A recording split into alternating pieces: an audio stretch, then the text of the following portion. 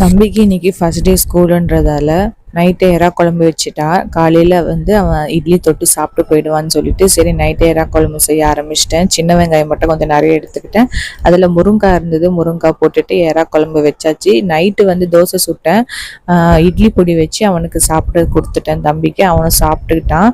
அவன் இட்லி தோசை சுடுறதுக்குள்ளே என் பொண்ணு ஒரே கத்து. சரி அவளை தூக்கி வச்சுக்கிட்டு தான் சுடுற மாதிரி ஆயிடுச்சு எனக்கு.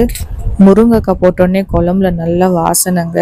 முருங்காய் யாராவது மாதிரி போட்டு நான் அதை ஃபர்ஸ்ட் டைம் குழம்பு வைக்கிறேன். நல்லா இருந்தது. நீங்களும் ட்ரை பண்ணி பாருங்க. தீக்ஷனுக்கு லஞ்சுக்கு இட்லி வச்சுட்டு இட்லி பொடி வச்சு கட்டி கொடுத்துட்டேன்.